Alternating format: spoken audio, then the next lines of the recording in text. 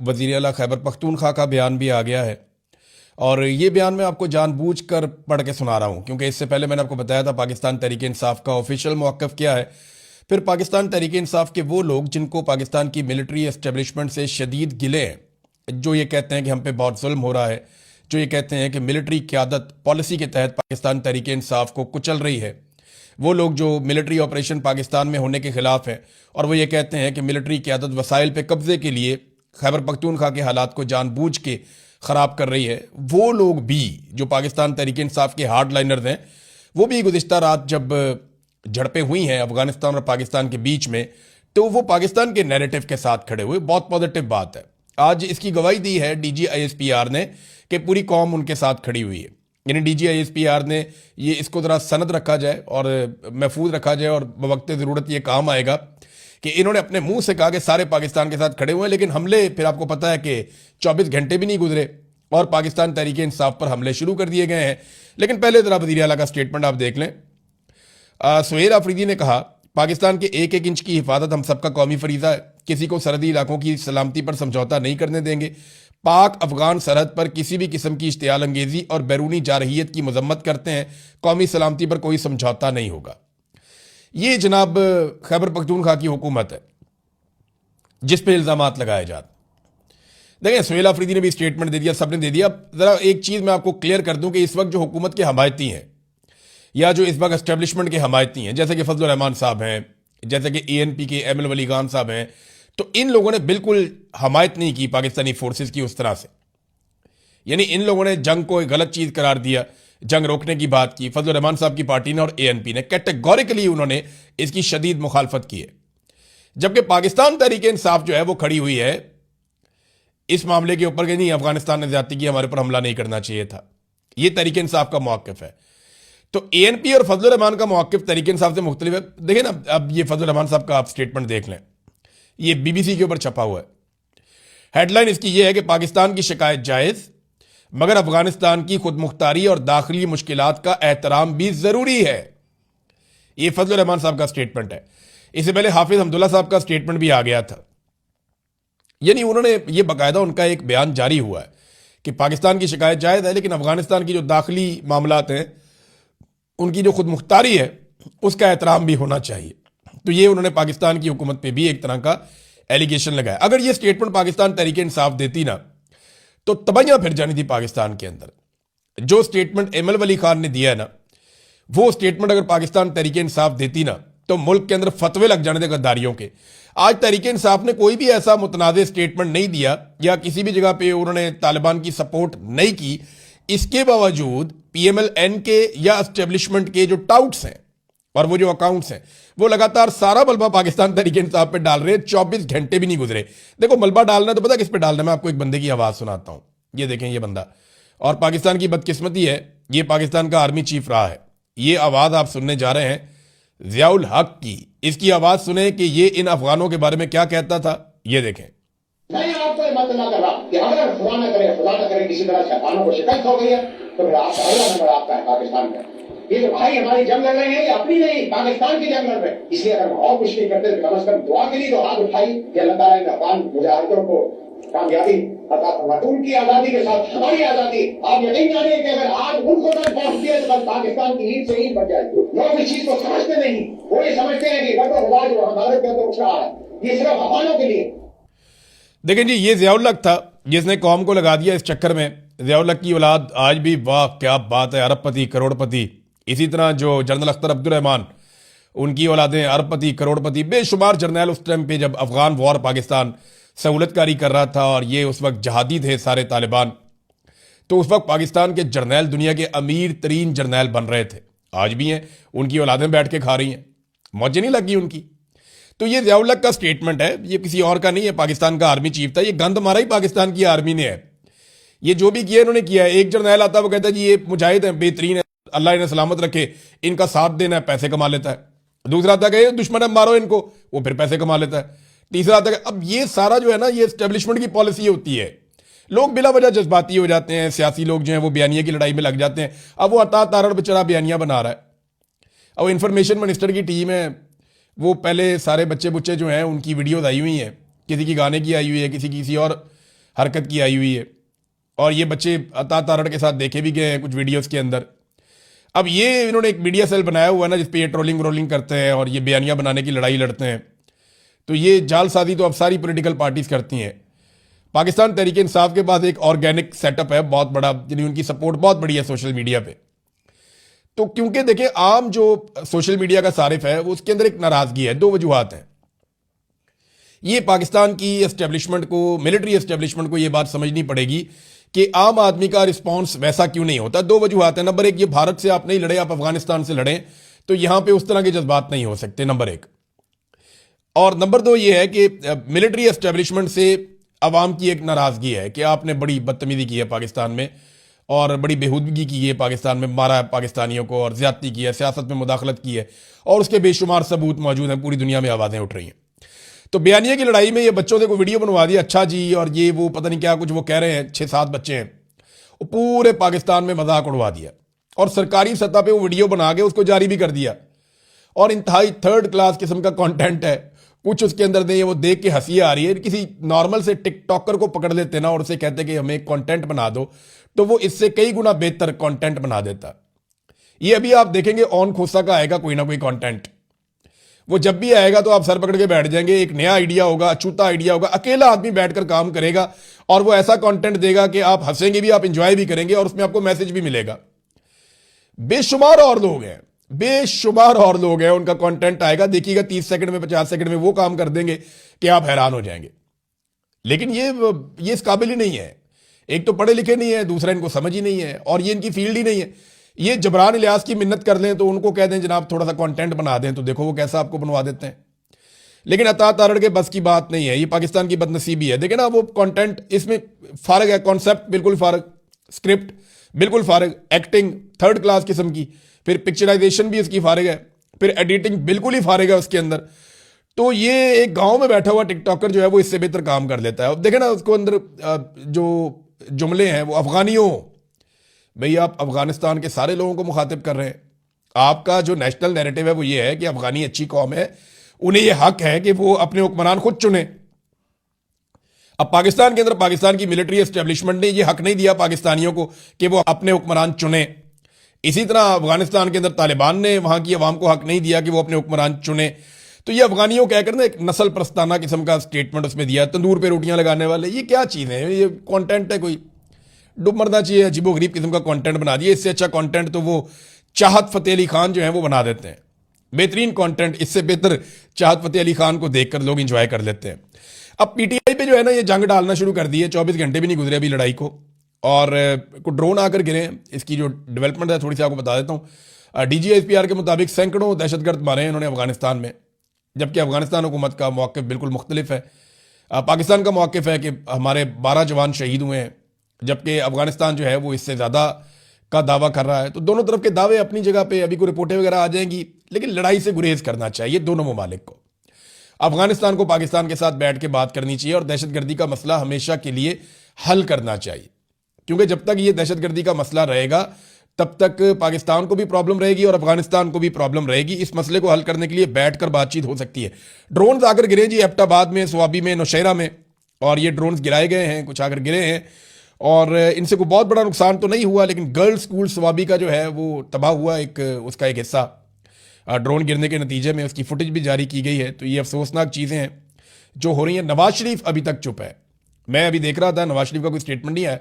फजल रहमान का भी आ गया, ANP का भी आ गया, पीपल्स पार्टी भी बोल पड़ी थोड़ा बहुत, PTI के भी स्टेटमेंट आ गए, लेकिन नवाज शरीफ अभी तक बिल्कुल चुप है, कोई बातचीत नहीं कर रहा। नवाज शरीफ की पार्टी बड़ी मुतहर्रिक है। पाकिस्तानी एक टिकटॉकर हैं बख्ती रहमान, ये दाढ़ी शाड़ी रखी हुई है बड़ी इन्होंने। अब कोई लोग कहते हैं थोड़ा सा ज़हनी तौर पे भी ये हिले हुए हैं, नॉर्मल नहीं है, कुछ लोग ये कहते हैं। अब वो बख्ती रहमान को जो है ना वो अफगान तालिबान का कमांडर करके उसको मार दिया जंग में इन्होंने। ये नून लीग की हालत है। यानी नून लीग ने अगर मीडिया सेल चलाना है ना, और नून लीग ने अगर नैरेटिव संभालना है, तो फिर नैरेटिव का अल्लाह ही हाफिज है। जो इनकी सोचने समझने की सलाहियत है ना, वो बेनज़ीर की गंदी तस्वीरों से आगे आज तक नहीं गई। इनकी सोचने समझने की सलाहियत जो है वो औरतों के ऊपर हमले करने से आगे अभी तक नहीं गई। ये वुल्नरेबल को मारते हैं, ये कभी भी सही बयानियां नहीं बना पाते। बयानिया की लड़ाई में ये जीत ही नहीं पाएंगे, क्योंकि ये पिछली सदी में रह गए और पाकिस्तान अगली सदी में चला गया।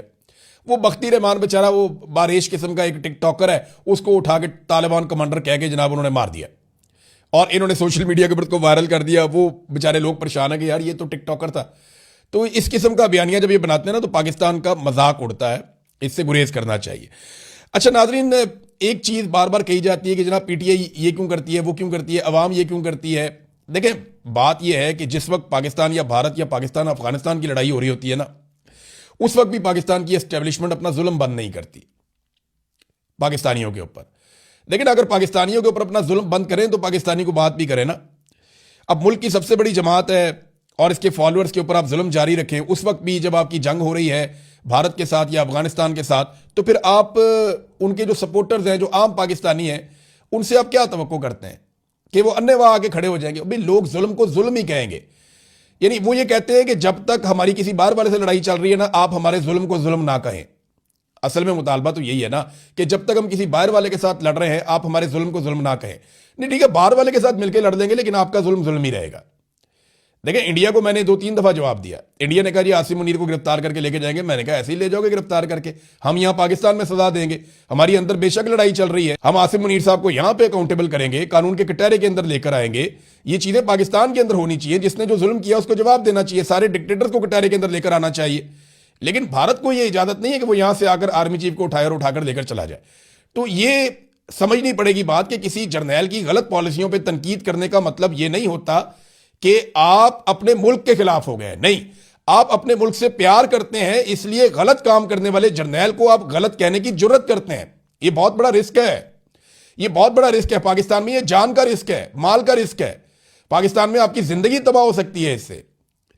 इतना बड़ा रिस्क जो लोग लेते हैं उनको तो सैल्यूट करना चाहिए कि वो पाकिस्तान जैसे मुल्क के अंदर या पाकिस्तान जैसे मुल्क के शहरी होते हुए वो पाकिस्तानी जर्नैल के ऊपर तनकीद कर रहे हैं कि आपकी पॉलिसी से मेरे मुल्क को नुकसान पहुंच रहा है।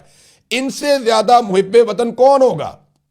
वो सर्टिफिकेट बांट देते हैं लोग कि जनाब ये तो मुहिब्बे वतन ही नहीं है क्योंकि ये जर्नैल पे तनकीद कर रहा है फौज इंडिया से या अफगानिस्तान से। ओ भाई, इंडिया और अफगानिस्तान से जो फौज लड़ाई लड़ रही है कौम फौज के साथ ही होगी ना, पाकिस्तानी पाकिस्तान के साथ ही होगा।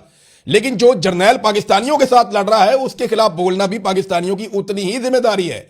जितना बैरूनी हमलावर को रोकना जरूरी है, उतना ही अंदरूनी हमलावर को रोकना भी जरूरी है कि भाई ये जुल्म और ये बर्बरियत बंद करो, पाकिस्तान आगे नहीं चल रहा। ये है नाजरीन टोटल सूरत हाल। जंग के हवाले से अभी जंगबंदी के लिए कोशिशें शुरू हुई हैं।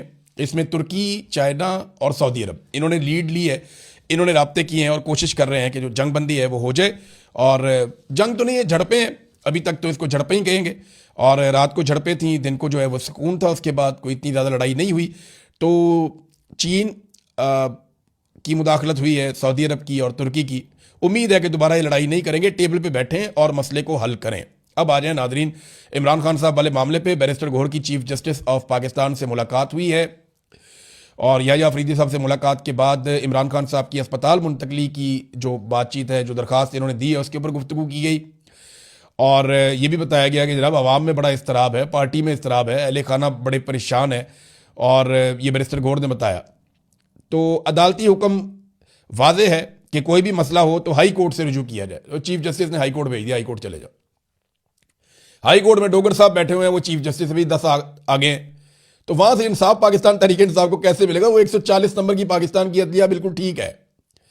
हालात ये हैं पाकिस्तान की अदलिया के, इंसाफ दे नहीं पा रहे। चीफ जस्टिस कह रहे हैं जी हाई कोर्ट चले जाओ, मैं इंसाफ नहीं दे सकता। अब हाई कोर्ट में अपीलें ज़ेरे इल्तवा हैं, मुदाखलत नहीं कर सकते ये चीफ जस्टिस कहते हैं। तो टेक्निकल बुनियादों के ऊपर पाकिस्तान तहरीक इंसाफ को फंसा देते हैं। फिर पाकिस्तान तहरीक इंसाफ की जो दरखास्त है वो भी वापस कर दी गई। उसके ऊपर तहरीक इंसाफ के लोग कह रहे थे कि ताला ही लगा दे सुप्रीम कोर्ट को अगर आपने हमें इंसाफ नहीं देना तो। ये नाजरीन सूरत हाल बनी हुई है यहां पे। अब नाजरीन बरतानिया ने पाकिस्तान के अंदर जिस तरह इलेक्शन करवाया गया उस पर बरतानिया ने एक बड़ी तफसीली रिपोर्ट जारी की है और यह बरतानवी हुकूमत ने यह काम किया है कि पाकिस्तान में इलेक्शन चोरी किया गया, सियासी आज़ादियां सलब कर ली गई और सियासी हालात और इंसानी हकूक पामाल कर दिए गए। और एक ज़बरदस्त किस्म की उन्होंने रिपोर्ट जारी की है बरतानवी हुकूमत ने। उसमें उन्होंने बताया कि किस तरह से इलेक्शन कमीशन ने पाकिस्तान तहरीक इंसाफ को दबाया, कौन कौन से इकदाम किए और किस तरीके से पूरा का पूरा इलेक्शन चोरी कर दिया गया। हर पाकिस्तानी को ना इस रिपोर्ट को पढ़ना चाहिए और इसको समझना चाहिए। और बरतानिया ने यह रिपोर्ट जारी की है 2 साल के बाद इलेक्शन के। अब यहां पे बरतानवी सफीर से रोजाना की बुनियाद पर मुलाकातें करते हैं, इनको क्या लगता है कि वो इनके वफादार हैं? नहीं, वो चीजें लिखकर पीछे भेजते जरूर है, उनके सिस्टम के अंदर ये डंडी नहीं मारते। तो बरतानिया से ये आवाजें उठना शुरू हो गई हैं कि 8 फरवरी 2024 के इंतखाबात के बाद पाकिस्तान तहरीक इंसाफ जीती थी, लेकिन पूरा इलेक्शन छीन कर दूसरे लोगों को दे दिया गया। सियासतदानों को सारों को आजाद उम्मीदवार के तौर पर इलेक्शन लड़ना पड़ा, जो पीटीआई से उनका ताल्लुक था। उन्हें मजबूर किया गया और इजहार राय के ऊपर पाबंदी लगा दी गई। इज्तिमा की आज़ादी उन्हें नहीं दी गई, उन्हें लेवल प्लेइंग फील्ड नहीं दी गई, उन्हें बहुत ज़्यादा हरासा किया गया, उनके लोगों को अगवा किया गया, इंतखाबी निशान उनसे छीन लिया गया, मोबाइल फ़ोन सर्विस मुअत्तल कर दी गई और इलेक्शन के इंतखाबात रोक लिए गए और बाद में रद्दोबदल कर दी गई और इस किस्म की धांधली हुई इलेक्शन में। ये जनाब बरतानिया ने एक रिपोर्ट जारी की है पाकिस्तान में होने वाली इलेक्शन की धांधली के हवाले से। ट्रांसपेरेंसी इंटरनेशनल ने एक लेटर लिखा है जनाब, और ये लेटर उन्होंने लिखा है पंजाब गवर्नमेंट को। तैयारा इनके गले पड़ना शुरू हो गया है। ट्रांसपेरेंसी इंटरनेशनल का वज़ीर आला पंजाब मरियम नवाज को तैयारे की खरीदारी के हवाले से एक खत आया। मुबैना तौर पर गल्फ स्ट्रीम G500 की खरीदारी में पेपरा रूल्स की खिलाफ वर्जी की गई है। ओपन बोली ना करवाने से शफाफियत, तरीकाकार की पाबंदी और रकम के दुरुस्त इस्तेमाल से मुताल्लिक संगीन खदशात पैदा होते हैं। एक तो तैयारा खरीदा, वो भी 2 नंबर तरीके से। एक तो तैयारा खरीद लिया, इतना महंगा, दुनिया का सबसे महंगा तैयारा, जो किसी गरीब मुल्क का हुक्मरान सोच भी नहीं सकता। इतना महंगा तैयारा शहजादी साहबा ने खरीद लिया और उसके लिए रूल्स को भी वायलेट कर दिया, यानी वो पाबंदी भी नहीं की। ये सवाल पूछ रहा है ट्रांसपेरेंसी इंटरनेशनल। वो कह रहे हैं जी ये संगीन खदशात पैदा होते हैं रकम के गलत इस्तेमाल के।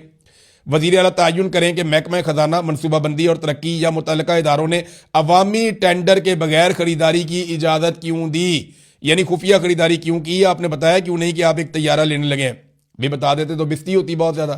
नाज़रीन, एक इंपॉर्टेंट खबर यह है कि ईमान मज़ारी और हादी अली चट्ठा साहब का केस जो है वो जज आसिफ खान साहब की अदालत में लगा हुआ था। वो तारीख ही नहीं दे पा रहे। वो कभी एक सहाफ़ी की तरफ देखते हैं, कभी दूसरे की तरफ देखते हैं, कभी वो सोचते हैं केस मैं करूं क्या इसका। वो भाई इतनी तनख्वाह आपको मिल रही है, आपको हाईकोर्ट का जज लगाया हुआ है।